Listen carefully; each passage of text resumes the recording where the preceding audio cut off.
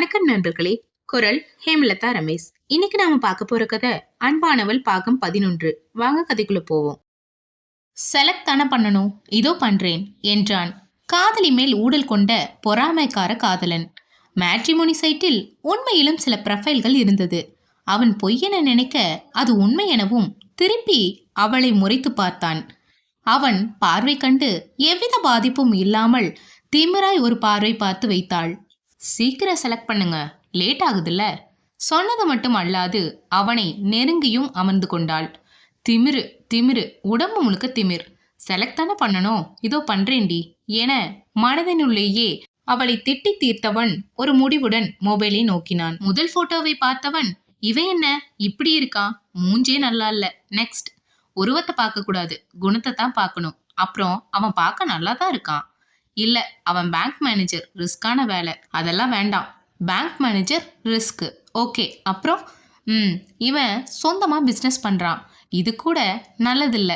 நீ என்னதான் சொல்லு, இவங்க எல்லாமே பார்க்கவே ரவுடி மாதிரி இருக்காங்க. ஓ, அப்புறம் இவன் ரவுடியே தான். இதென்ன பொண்ணுங்க மாதிரி இவ்வளவு நீளமா முடிய வளர்த்து வச்சிருக்கான். அதுதான் இப்ப ஃபேஷன். சகிக்கல. ஆக மொத்தம் எல்லாரையும் ஏதோ ஒரு காரணம் சொல்லி ரிஜெக்ட் பண்ணணும்ல. நான் ஏன் அப்படி பண்ணணும்? அவள் பார்வை அவனை கூர்மையாய் துளைக்க, கண்டிப்பா எதுவும் இல்லையா என வினாவினாள். அவன் கண்களை பார்த்த வண்ணமே அவன் மறுத்து தலையசைக்க அவள் இமைகளை அழுத்தமாய் ஒரு முறை மூடி திறந்தாள். அப்போ இதுக்கப்புறம் என்கிட்ட இருந்து ஓடி ஒளியாதீங்க. பட்டென வந்தது வார்த்தைகள். மாட்டிக்கொண்டான் திருடன். அப்போது நிலையில் இருந்து பிறள தயாரில்லை. சில விஷயங்கள் எப்பொழுது நடக்காது எனும் போது அதுக்கான காயத்தை கொடுக்காம விலகி போறது நல்லதுதானே. உள்ளம் கண்ட நிதர்சனம் உரைத்தான். யாருக்கு காயத்தை கொடுக்காம? எல்லோருக்கும் தான். ஓ, போராடுற பழக்கமே இல்லையா என்ன? போராட முடியாத சூழ்நிலையில நான் இருக்கேன். சூழ்நிலைகள் உங்களை கட்டுப்படுத்துறதை விட நீங்க சூழ்நிலைகளை கையாள கத்துக்கோங்க. அவள் வாழ்க்கை தத்துவத்தில் அவனிடத்தில் மௌனம். பாவையும் அதன் பின் பேசவில்லை. அழகான மௌனம் கடந்து அங்கு கனமான மௌனம் பரவி நின்றது. இருவருமே காதல் என்ற வார்த்தையை பேசிக்கொள்ளவில்லை, அவ்வளவுதான். அதை தாண்டி இருவருக்குமே தான் பேசும் அத்தனையும் புரிந்துதான் இருந்தது. புரிதல் கொடுத்த வழிகள் இருவருக்குமே அதிகமாய் இருந்தது. மித்ராக்கு காதல் என்றால் ஆம், காதல்தான். அன்று இரவு அவன் சிறு நேசப்பார்வை அவளில் விதைத்த மாற்றத்திலேயே கண்டு கொண்டாள். அவன் மேல் அவள் கொண்ட காதல்தனை. மித்ரா நாணம் கொள்கிறாள். இந்த நாணமெல்லாம் அவனிடம் மட்டுமே, அவனால் மட்டுமே. அவன் விலகலில் அவள் வலி உணர்கிறாள். அவள் சர்வாவால் மட்டுமே. அவன் முகம் சுருங்க கண்டால், அவன் கண்களில் வேதனை கண்டால் அவளல்லவா உயிர் வரை துடித்து போகிறாள். எதனால் இந்த துடிப்பு, விலகல், வலிகள் எல்லாம்? எத்தனை யோசித்தும் காதல் என்ற ஒன்றையன்றி வேறு தோன்றவில்லை பெண்ணவளுக்கு. காதல் என்ற உணர்வே புதிதாய் மயக்கத்தையும் மாயத்தையும் சேர்த்தே கொடுத்தது அவளுக்கு. அந்த நினைவு தந்த சுகத்திலேயே அவன் ஞாபகங்களிலேயே 2 நாளை கடத்தியவளுக்கு 3ஆம் நாள் இந்த பிரிவு எதற்காக என யோசிக்க வைக்க, தன்னால் முன்னால் அவன் சொன்னது நினைவாய் வந்தது. என் குடும்பம் சொல்ற பெண்ணத்தான் கல்யாணம் பண்ணிப்பேன்னு வாக்கு கொடுத்திருக்கேன். அவன் விலகலுக்கான காரணம் கிடைத்ததும் அவன் வருகைக்காக காத்திருக்க ஆரம்பித்தாள். அவனிடம் தெளிவாய் பேசிவிடத்தான் எண்ணினாள். எண்ணியது எல்லாம் செயல்படுத்தி பழக்கப்பட்டவளுக்கு காதலில் அப்படி முடியவில்லை. காதல் சொல்லி மறுப்பு கேட்கும் நிலை. நினைக்கும் போதே இதுவரை அவள் உள்ளம் கண்டிராத ஒரு புது வேதனை நெஞ்சை தாக்கியது. அதனாலேயே அவள் அவன் நிலைப்பாட்டை அறிய வேண்டி பேச ஆரம்பித்தாள். அவனும் தெளிவாய் கூறிவிட்டான். இதனால் இருவருக்கும் எஞ்சப் போவது காயம் மட்டுமே என்று. அருகில் அமர்ந்து இருந்தவனை கழுத்தை திருப்பி பார்த்தாள். அதான் தெளிவா எல்லாம் சொல்லிட்டீங்கல்ல, இனிமே எதுக்கும் பயந்து இப்படி வீட்டுக்கு வராம இருக்காதீங்க. வார்த்தைகள் வலிக்க வேண்டுமென வந்தது. கண்களை மூடி தலையை பின்னால் சாய்த்து கொண்டவன் யாழ் என்றான், குரலில் உயிர்வழி தேக்கி. இலக துடித்த மனதை அடக்கி இறுக்கி பிடித்தாள். உங்க வீட்ல பாக்குற பொண்ண கல்யாணம் பண்ணிட்டு சந்தோஷமா இருங்க. இப்போது அவன் மனம் வலி கொள்ளும் என அறிந்தே வார்த்தையை கொட்டியவள் எழுந்து கொண்டாள். வலிக்க செய்தவளும் அல்லவா இந்த காதலில் வலி உணர்கிறாள். அவன் வேதனை கண்டு அவளுக்கும் உள்ளம் துடித்து வலிக்கிறது. அதற்கு மேல் அங்கிருந்தால் இன்னுமே தான் வலி அதிகமாகும் என உணர்ந்து எழுந்து அவனை கடந்தாள். ஒரு கால் அவனை கடந்திருக்க அடுத்த அடி வைத்து அவள் நகரும் முன்பு சர்வா அவள் கையை பிடித்து தடுத்திருந்தான். இதற்கு முன் எப்படியோ, ஆனால் இப்போது அவன் ஸ்பரிசத்தில் பெண்ணவள் உடல் ஒருமுறை சிலிர்த்து அடங்கியது. சர்வாவும் அதை உணர்ந்தான். அவன் காயம்பட்ட உள்ளத்திற்கு இந்த சிறு விஷயமே மருந்தாக போதுமாய் இருந்தது. நேசம் பொங்க அவள் கண்களை பார்த்தான். அவன் பார்வை கண்டு அவளுள்ளும் காதல் பிரபாகமாய் மாறி நின்றது. அவள் உலகம் மறக்கும் முன் தன்னை மீட்டு கொண்டவள் ஒருமுறை கண்களை இறுக மூடி திறந்தாள். அவள் கரம் பிடித்திருந்த அவன் கைகளையும் அவன் கரங்களுக்குள் இருந்த அவள் கைகளையும் ஒரு பார்வை பார்த்தாள். இப்ப கூட என் கை உங்க கைக்குள்ளதான் இருக்கு. நானா அதை பிரிச்சு போகல. நீங்க தான் இருக்க பிடிக்க மாட்டேன்னு சொல்றீங்க. அவள் வார்த்தைகள் கேட்டவன் பட்டன அவள் கைகளை விட்டிருந்தான். யாழ், வேண்டாம் யாழ், உனக்கு நான் வேண்டாம். உங்களுக்கு என்ன வேணும்னு நீங்க முடிவு பண்ணுங்க. அதே மாதிரி எனக்கு என்ன வேணும்னு நான் முடிவு பண்ணிக்கிறேன். பச்சென்று சிறு சலிப்புடன் அவள் கைவிட சில நொடி அவனை தீர்க்கமாய் பார்த்திருந்தவள் வேகமாய் அங்கிருந்து நகர்ந்தாள். அவள் சென்ற பின்னும் சர்வா அசையவில்லை. அந்த தோட்டத்து இருக்கையில் அமர்ந்து இருளை வெறுத்திருந்தான். அதேபோல் அவன் யாழின்றி அவன் வாழ்வும் இருளாய் போனதோ. மனம் வழியாய் குரல் கொடுத்தது. அவன் தாய் மீது, அவர் வளர்ப்பு மீதல்லவா சத்தியம் செய்திருக்கிறான். அவன் குடும்பம் சொல்லும் பெண்ணைத்தான் திருமணம் செய்வேன் என. கண்டிப்பாக அந்த பெண் அவன் யாழ் அல்ல. அது அவனுக்கும் தெரியும். அவர்கள் சொல்ல போகும் பெண் வேறு. அவளையும் சர்வா அறிவான். அறிந்து என்ன செய்ய? அவன் காதலது அவன் யாழ் மீதுதானே அவனுக்கு. நேரங்கள் கடக்க ஓய்ந்த நடையுடன் அவன் அறை நோக்கி சென்றான். அடுத்த நாள் விடியலில் வெய்யோன் வந்து ஒளி சத்தமாய் உயிர்களுக்கு விடியல் கொடுக்க அந்த நாள் இனிதே புலர்ந்தது. இன்றைய நாள் பலருக்கு பலதையும் கொடுக்க காத்திருக்க சுமித்ரா அன்று காலையிலேயே உற்சாகமாய் கிளம்பிக் கொண்டிருந்தாள். அவளில் காதலை ஆரம்பிக்கும் நாள் அல்லவா. தன்னை பார்த்து பார்த்து அலங்கரித்து கொண்டாள்.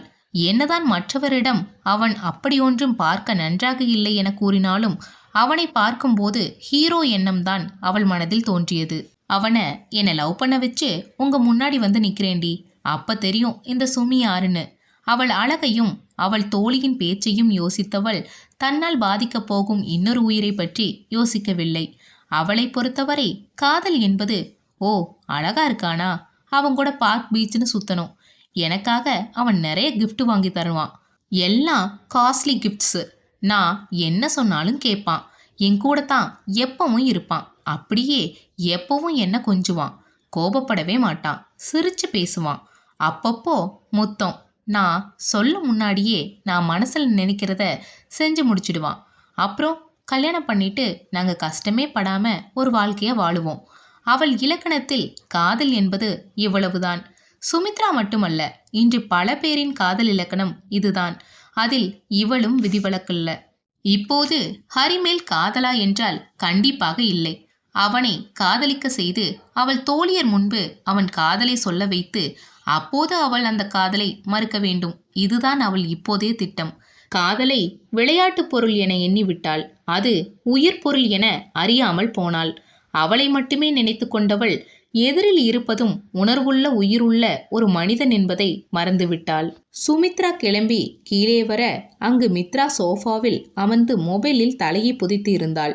டக் டக் என்ற அந்த ஹீல்ஸ் ஒளியில் நிமிர்ந்து பார்த்தவள் அங்கு சுமித்ராவை பார்த்தவள் எந்த ரியாக்ஷனும் இன்றி மீண்டும் அவள் மொபைலை பார்க்க துவங்கிவிட்டாள். சுமித்ராவும் மித்ராவை ஒரு பார்வை பார்த்தவள் அவள் எதிரில் கால் மேல் கால் போட்ட வண்ணம் அமர்ந்து கொண்டாள். மித்ராவும் கால் மேல் கால் போட்ட வண்ணம்தான் அமர்ந்திருந்தாள். அதை பார்த்துத்தான் இப்போது சுமித்ராவும் அமர்ந்தது. மித்ரா சோஃபாவில் கைப்பிடியில் ஒற்றை கையை வைத்து நன்றாய் சாய்ந்து அமர்ந்து கொண்டவள் சுமித்ராவை பார்த்து திமிராய் ஒரு பார்வையை வீசி சிரிப்பாய் புருவம் உயர்த்தி வைத்தாள். உண்மையில் சுமியின் செய்கைகளை பார்த்து மித்ராவுக்கு சிரிப்பாய்தான் இருந்தது. அதிலும் சுமி கஷ்டப்பட்டு அவளைப் போலவே அமர முயற்சி செய்ததிலிருந்து இப்போது ஒரு புருவத்துக்கு பதில் இரண்டையும் உயர்த்தி வைத்தது வரை ஏனோ முதல் முறை சர்வா சொன்னது போல் அவள் குழந்தையாகத்தான் எதுவும் புரியாமல் செய்து கொண்டிருக்கிறாளோ என்ற எண்ணம் முதல் முறை மனதில் உதித்தது. அந்த எண்ணத்தை மேலும் தொடர விடாமல் அவள் அலைபேசி சத்தம் எழுப்பியது. அதில் அந்த போனில் கவனம் வைக்க அழைத்தது அவள் அன்பு அண்ணா ஹரிசரன். வேகமாய் போன் சகிதம் அங்கிருந்து தோட்டத்திற்கு வந்து அழைப்பை ஏற்றாள். அழைப்பை ஏற்கும் போதே அவளிடம் ஒரு துள்ளல் வந்து ஒட்டி கொண்டது. அண்ணா, உங்களை ரொம்ப மிஸ் பண்றேன். அழைப்பை ஏற்றதும் பட்டென கூறினாள். இது பிரிவின் வார்த்தைகள். நானும் தாண்டா அம்மு. சரி, பிஸியா இருக்கீங்களா? இப்ப பேசலாமா? நான் ஃப்ரீ தான்ண்ணா. சொல்லுங்க, என்ன விஷயம்? அண்ணாக்காக இன்னைக்கு ஈவினிங் ரெஸ்டாரண்ட்ல ஒருத்தரை மீட் பண்ணுவீங்களா ப்ளீஸ்? இதிலேயே அவளுக்கு தெரிந்து விட்டது அது யாரோ ஒரு மாப்பிள்ளை என்ன. அண்ணா, நான் ஒன்று சொல்லணும் பட்டென கூறினாள். அம்மு, எதுவா இருந்தாலும் இன்னைக்கு அவங்கள மீட் பண்ணிட்டு வந்து அப்புறம் சொல்லுங்கடா. அவள் அண்ணனின் இந்த இறைஞ்சலான குரலில் அவளால் மறுப்பு சொல்லவும் முடியவில்லை. அவள் காதலை அவள் அண்ணனிடம் தெரியப்படுத்தவும் முடியவில்லை. அண்ணா, அப்போது குரலில் தயக்கம் இருந்தது. அவன் என அவள் சர்வாவை மனதில் ஆழ பதித்த பின் வேறொருவனை பார்க்கச் செல்லக்கூட மனம் ஒப்பவில்லை. அம்மு, ஹரி எல்லாத்தையும் சொன்னான். உங்களுக்கு பிடிச்சா நான் மறுப்பு சொல்வேனா என்ன? ஆனா இந்த மாப்பிள்ளை அண்ணாக்கு ரொம்ப பிடிச்சிருக்குடா. ப்ளீஸ் அண்ணாக்காக போங்க. உங்களுக்கு பிடிக்கலைன்னா சொல்லிடுங்க. சரி அண்ணா, உங்களுக்காக போறேன். ஆனா அதுக்கப்புறம் நான் உங்ககிட்ட பேசணும். கண்டிப்பா பேசலாம்டா. அப்போ ஓகேண்ணா. சரிடா அம்மு, இன்னைக்கு நைட் திரும்ப கால் பண்றேன். இப்போ வைக்கிறேன். பாய் அம்மு. பாய் அண்ணா. அழைப்பை துண்டித்தவளுக்கு இப்போதே சலிப்பாக இருந்தது இன்றைய மாலையை நினைத்து. இங்கு சரணுக்கு ஹரி சொன்னதை காட்டிலும் விஷயம் பெரிதாகிவிட்டதோ என்ற எண்ணம் வந்தது. அவள் தயக்கமே பல செய்தி சொன்னதே. எதுக்கும் அவள் சென்று பார்க்கட்டும், பிறகு பேசிக்கொள்ளலாம் என நினைத்தான். அண்ணனாய் பயம் கூட வந்தது. அவன் அம்மு காதல் என்றால் அவன் எப்படி இருப்பான்? அவன் குடும்பம், தொழில், முக்கியமாய் அவன் குணம், அதிலும் எங்களுடன் இருக்க சம்மதிப்பானா என பல பல யோசனைகள். இன்று இரவு எல்லாம் பேசி தீர்த்து கொள்ள வேண்டும். கூடவே இது சரி வராது என்றால் அவன் அம்முவுக்கு சொல்லி புரிய வைக்க வேண்டும் என நினைத்து கொண்டான். இதுவரை மித்ரா காதல் என்று கூறியதே இல்லை. ஆக யாருக்கும் காதல் என வரும்போது மித்ராவின் நிலைப்பாடு தெரியவில்லை. இப்போது அவள் கொண்டிருக்கும் காதலின் ஆழமும் யாரும் அறியவில்லை. இது இப்படி இருக்க இன்று மாலை மித்ராவை சந்திக்கும் மாப்பிள்ளை சர்வாவின் நண்பன் மருத்துவன் நிசாந்த். மித்ரா மீண்டும் வீட்டினுள் நுழைய போகும்போது முகத்தில் இருந்த துள்ளல் திரும்பி வரும்போது இல்லை. இது இன்றைய மாலையில் நினைத்து வந்த சலிப்பு. இதை பார்த்த சுமித்ரா ஏதோ அவளால் தான் மித்ரா முகம் அப்படி உள்ளது போல் ஒரு வெற்றி பார்வை பார்க்க, அதை பார்த்த மித்ரா சோப்பா என வாய்விட்டே முனகிக் கொண்டாள். சர்வாவும் அந்த நேரம் கீழிறங்கி வர தன்னை அறியாது அவன் கண்கள் அவளிடம் என்ன என கேள்வி கேட்டது. அதை கண்டும் கண்டு கொள்ளாமல் கிடப்பில் போட்டவள் உள் அறை நோக்கி சென்று விட்டாள். திமிரு திமிரு, உடம்பு முழுக்க திமிரு. மனதில் அவளை வசைபாடிக்கொண்டே சென்றமர்ந்தான். அன்றைய காலை உணவு வேளை. சுமித்ராவுக்கு அவள் தாய் தந்தையிடம் இருந்து 1000 அறிவுரைகளுடனும் அவள் இளைய அண்ணன் இருவரினது கேலி கிண்டல்களுடனும் சிறப்பாய் சென்றது. இதில் மித்ராவும் சர்வாவும் உண்ணுவதற்கு தவித்து வாயை திறக்கவே இல்லை. சுமித்ரா விக்னேஷுடன் கிளம்புவது என முடிவாகி அவள் சர்வா மித்ரா தவித்து அனைவரிடமும் கூறிக்கொண்டு கிளம்ப சர்வாவின் குரல் அவளை நிறுத்தியது. சுமிமா, ஆல் தி பெஸ்டா என்றான் உள்ளார்ந்த மகிழ்வுடன். அதை கேட்டவள் நடந்து கொண்டே சிறு தலை அசைப்புடன் சென்று விட்டாள். என்றும் போல் இன்றும் இதை கண்டு மித்ரா தவறாமல் அவள் கொதிநிலையை எட்டிவிட்டாள். ஆனால் இம்முறை சுமித்ராவை முறைக்காமல் அருகில் நின்றிருந்த சர்வாவை முறைத்தாள். அவள் இப்படித்தான் செய்வாள் என தெரிந்து கொண்டே எதற்கு அவளுக்கு வாழ்த்த வேண்டும்? இந்த கோபம் ஒருபுறம் என்றால் மறுபுறம் இவன் மட்டும் உறுதியா ஒரு வார்த்தை சொன்னா இன்னைக்கு இப்படி யாரையோ நான் பார்க்க போக வேண்டி வந்திருக்குமா? இருக்கு. இதுக்கு எல்லாத்துக்கும் சேர்த்து உங்களுக்கு, உங்க தங்கச்சிக்கும் எல்லாத்துக்கும் இருக்கு என்ற கோபம். முறைத்து கொண்டே உள்ளுக்குள் அவனை திட்டி தீர்த்தவள் முகத்தை திருப்பிக் கொண்டு அங்கிருந்து நகர்ந்தாள். முதலில் ஐயோ என அவள் கோபத்தை பார்த்திருந்தவன் பின் அவள் முக திருப்பலில் அழகாய் ஒரு புன்னகை பூத்தான். அவள் கன்னம் பிடித்து கொஞ்ச சொல்லி தூண்டிய மனதை அதட்டி அடக்கி கொண்டான். சர்வாவும் மித்ராவும் வண்டியில் ஆபீஸ் நோக்கி சென்று கொண்டிருக்க இன்னும் அவன் மேல் கோபம் குறையாதவள் அதே கோபத்துடன் கூறினாள். இன்னைக்கு நான் ஹாஃப் டே தான் ஒர்க் பண்ணுவேன். ஈவினிங் ஒருத்தரை மீட் பண்ண போகணும். திரும்பி அவளை பார்த்தவன் மீண்டும் சாலையில் கவனம் வைத்து சட்டென அதை கட்டுக்குள் கொண்டு வந்தவன் அவளை திரும்பி பார்த்தான். இப்போது வரை அவள் அவனை பார்க்கவே இல்லை. வண்டி தடுமாறும் போது கூட அவனை பார்க்கவில்லை. அஞ்சாமல் சாலையையே வெறித்து கொண்டிருந்தாள். யாழ், பொய் சொல்லாத. எனக்கு பொய் சொல்ல வேண்டிய எந்த அவசியமும் இல்லை. அதே இறுக்கத்துடன் பதில் வந்தது. இப்போது வண்டியை ஓரமாய் நிறுத்தியிருந்தான். இப்போது கூட அவள் திரும்பவில்லை. யாழ், திடீர்னு என்ன இது? எங்க அண்ணா ஏற்பாடு. நான் ஈவினிங் சீக்கிரம் கிளம்பணும். அதுக்கு தான் சொன்னேன். அங்கிள் கிட்டையும் சொல்லிட்டேன். ஓகே சொல்லிட்டாரு. இப்போ உங்ககிட்டவும் சொல்லிட்டேன். யாழ், உன் மனசுல என்னதான் நினைச்சுக்கிட்டு இருக்க? என் மனசுல என்ன இருக்குன்னு நான் நல்லா தெளிவா தான் இருக்கேன். நீங்க தான் உங்களுக்கு என்ன வேணும்னே புரியாம இருக்கீங்க. கைகளை மடக்கி ஸ்டேரிங்கில் குத்தி கொண்டான். இப்போதுதான் திரும்பி அவனை பார்த்தாள். என்ன இது பைத்தியகாரத்தனம்? உங்களுக்கு தான் கைவலிக்கும், வண்டிக்கு எதுவும் ஆகாது. இப்போது அவன் அவளை முறைத்தவன் முறைப்பை மாற்றாமலேயே வண்டியை கிளப்பினான். அதன்பின் இருவரிடமும் மௌனம் மட்டுமே.